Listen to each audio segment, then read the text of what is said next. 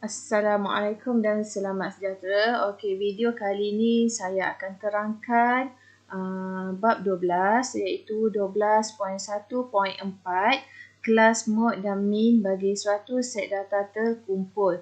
Okey, anda boleh merujuk pada muka surat 258. Okey, dalam kelas mod dan min bagi suatu set data terkumpul ni kita boleh lihat menerusi contoh 17. Okey, kita tengok ya. Okey, hasil kajian tentang wang saku mingguan dalam RM yang dibawa oleh 30 orang murid SMK Tasik Damai ditunjukkan dalam jadual di bawah. Okey, lengkapkan jadual taburan kekerapan di bawah dan soalan yang kedua adalah daripada jadual taburan kekerapan itu, nyatakan kelas yang mempunyai kekerapan tertinggi. Okey, maksudnya soalan ni dia beritahu, dia bagi data, diminta kita mencari kekerapan dan kundalan dan meminta kekerapan tinggi iaitu mod lah. Okey, apa yang perlu kita buat apabila dapat soalan bentuk macam ni adalah kita yang pertama, langkah-langkahnya adalah kirakan kekerapan dalam set data. Dan yang kedua, bina gundalan berdasarkan kepada jumlah kekerapan. Okey, jadi pertama sekali untuk kira kekerapan, kita kena pastikan dia punya kelas lah. 1 hingga 10, 2 orang. Okey, kita tengok 1 hingga 10, 2 orang. Okey, ini kan. Okey, kita potong siap-siap. Okey, untuk kelas kedua, 11 hingga 20. Okey, 11 hingga 20. 1, 2, okey, 3, 4, 5, 6, bisa kita sampai 20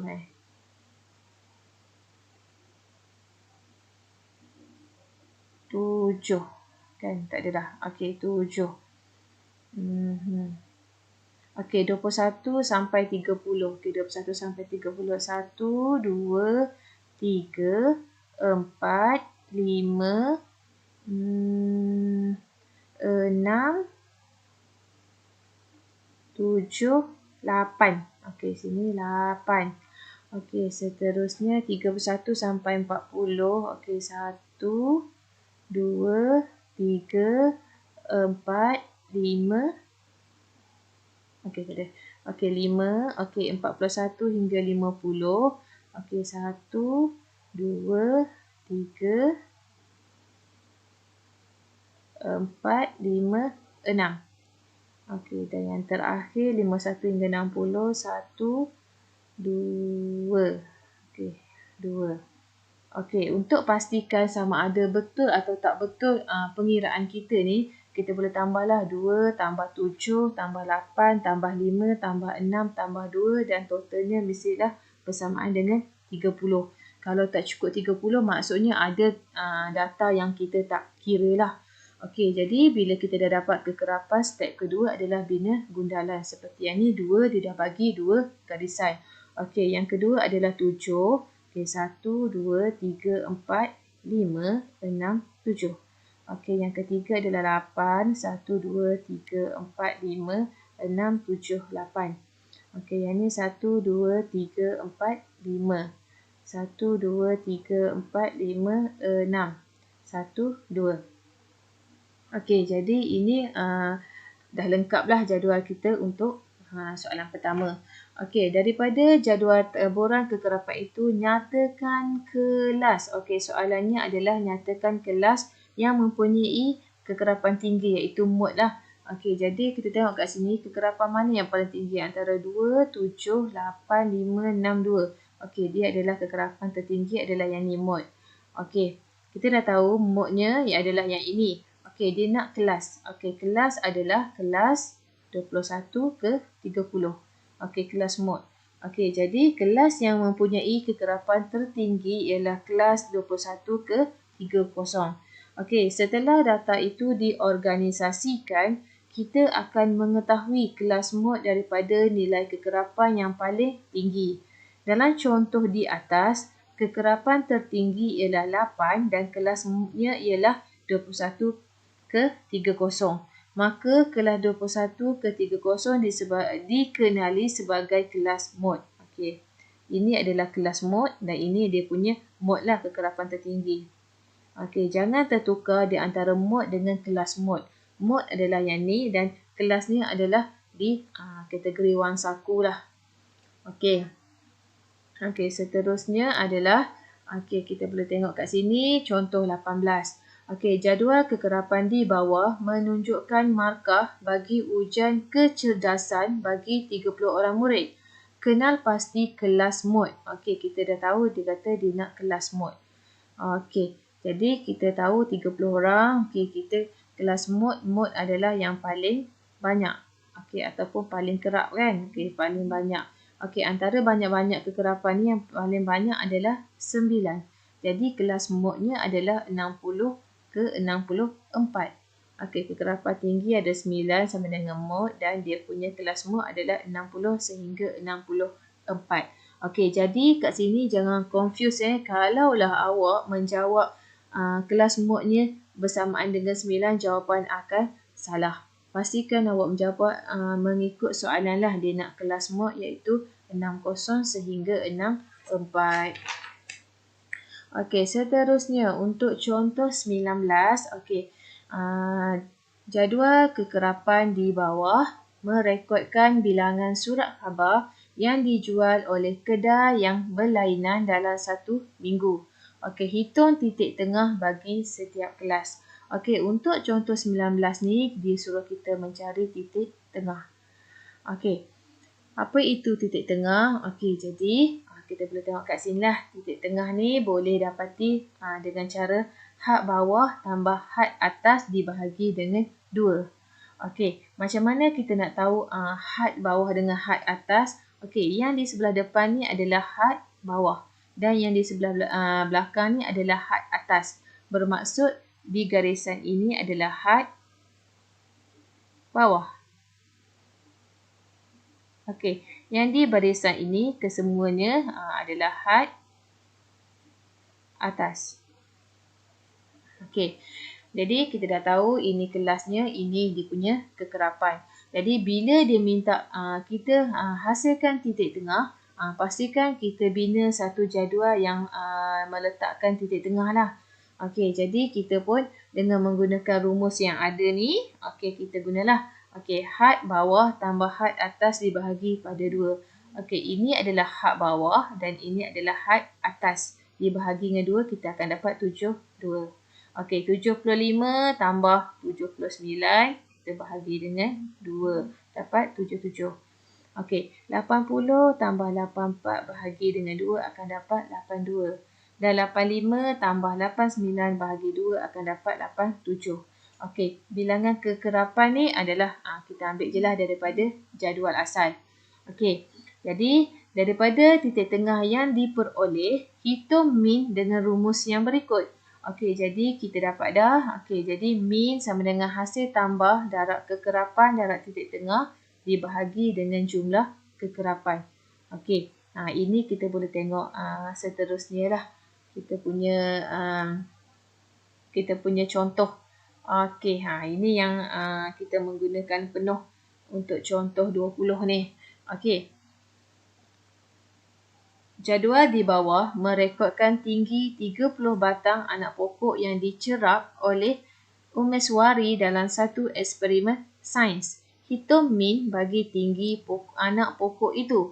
Okey, maksudnya daripada sini pun kita dapat cari min, mod ataupun median. Okey, jadi perkara pertama, okey, kita kena hitung titik tengah bagi setiap kelas. Okey, macam mana kita nak kira titik tengah? Okey, dia adalah had atas, okey, had bawah tambah dengan had atas bahagi dengan 2. Okey, jadi 5 tambah 9 bahagi 2 sama dengan 7. Okey, 10 tambah 14 bahagi 2 sama dengan 12. Okey, dan seterusnya lah sampailah yang terakhir 30 tambah 34 sama dengan 32. Okey, kekerapan ni adalah daripada sini kita bawa sahaja. Okey. Yang kedua, darabkan titik tengah itu dengan kekerapan. Okey. Jadi daripada jadual pertama, okey, ini jadual 1. Okey, jadual 1 ni, okey, jadual 1 kita hasilkan jadual 2. Okey, jadual 2 yang mana jadual 2 ni ada titik tengah. Okey, bila dah dapat titik tengah, kita boleh darabkan setiap titik tengah itu dengan kekerapan. Jadi kita di jadual 3 ada, kita tambah dengan kekerapan darab dengan titik tengah. Okey, jadi yang ketiga-tiga ni, 1, 2, 3 ni asalnya daripada sini. Cuma kita tambah ni lah kekerapan darab titik tengah. Okey, kekerapan darab titik tengah adalah kekerapan F ni darab dengan X. Jadi 4 darab 7 dapat 28. Okey, 5 darab 12, 60. 4 darab 17, 68. 8 darab 22, 176. 7 darab 27, 189. Dan 2 darab 32 dapat 64. Okey, jadi di bawah ini kita menulis jumlah ataupun total dia lah dengan simbol sigma. Ini adalah simbol sigma yang membawa maksud hasil tambah. Okey, jadi kita tambahlah 4 tambah 5 tambah 4 tambah 8 tambah 7 tambah 2 akan dapat 30. Okey, kalau kita tak tambah kat sini pun kita memang tahu 30 disebabkan dekat soalan dia dah nyatakan ada 30 batang. Okey, untuk kekerapan darab titik tengah Fx ni, okey, jadi kita guna sigma Fx sama dengan, okey, 585 ni adalah hasil daripada 28 tambah 60 tambah 68 tambah 176 tambah 189 dan tambah 64 akan dapat 585. Okey, yang ketiga, hitung min bagi ketinggian bagi anak pokok. Okey, min sama dengan hasil tambah kekerapan darab titik tengah, iaitu yang ni lah. Sigma Fx, okey, dibahagi dengan jumlah kekerapan adalah sigma F. Jadi 585 bahagi 30 akan dapat 19.5. Jadi ini adalah min ketinggian pokok. Okey, bermaksud kat sini adalah untuk mencari min bagi sesuatu data, kita perlu mendapatkan titik tengah dan juga kekerapan didarab dengan titik tengah. Seterusnya adalah 12.1.5, pemilihan sukatan kecenderungan memusat yang paling sesuai. Boleh rujuk buku teks pada muka surat 262. Okey, dalam pemilihan sukatan kecenderungan memusat, kita ada mean, median dan mode. Okey, mean sesuai dipilih bila melibatkan keseluruhan data dan tiada nilai ekstrim. Manakala untuk median, dia sesuai digunakan apabila terdapat nilai ekstrim. Manakala untuk mode, dia sesuai digunakan apabila melibatkan data kategori seperti item kegemaran ataupun item popular. Okey, kita rujuk pada contoh 21. Okey, tentukan jenis sukatan kecenderungan memusat yang sesuai bagi situasi berikut. Okey, nombor 1, plot batang dan daun menunjukkan berat guli dalam 10 balang plastik. Okey, kita boleh tengok guli, batang dan daun 5, K0, 6, 8, 6, 1, 1, 4, 7, 7, 2, 6, 9. Okey, maksudnya kat sini adalah 50, 56, 58. Okey, 61, 61, 64, 67. Okey, 72, 76, 79. Okey, ini data ni kita tafsirkan sebagai dalam bentuk inilah sebab dia kata kuncinya sini 5, sini kosong akan jadi 50. Jadi dia 50, lepas tu dia 56, dia 58. Okey, dan seterusnya lah. Okey, kalau kita tengok pada data ni, dia tiada nilai ekstrim. Jadi dia sesuai digunakan adalah mean. Okey, kerana tiada nilai ekstrim dalam set data. Data dia dekat-dekat lah 50, 56, 58. Tidak terlalu jauh lah dia punya jarak. Okey, sama juga 61, 61, 64, 67 dan 72, 76, 79. Okey, tengok kepada soalan 2. Okey, pitograf menunjukkan perisa aiskrim yang digemari murid tadika idaman. Okey, kita boleh tengok perisa aiskrim Okey, perisa coklat. Okey, satu kon ni mewakili 5. Jadi 1 2 3 4 5. 5 dan 5 25. Okey. Pandan ada 10. Okey, keladi 20 dan strawberry 15. Okey, kita boleh tengok kat sini. Dia merujuk kepada kategori lah, iaitu kategori coklat, pandan, keladi dan strawberry. Jadi, bila di kategori, dia adalah data mod. Okey, jadi penyelesaian dia adalah mod kerana data ini ialah data kategori dan ingin menentukan item kegemaran. Okey, seterusnya adalah yang ketiga. Okey, graf menunjukkan pengeluaran kelapa sawit bagi sesebuah kilang dalam tempoh 5 bulan. Okey, ini pengeluaran dia dalam ributan dan ini dalam tempoh masa lah. Okey, kita boleh tengok, okey, dia punya data di sini 70, di sini berapa? 50, 50, 60 dan 40. Okey, bila tiada nilai ekstrim yang sesuai digunakan adalah min. Jadi min sesuai digunakan kerana tiada nilai ekstrim.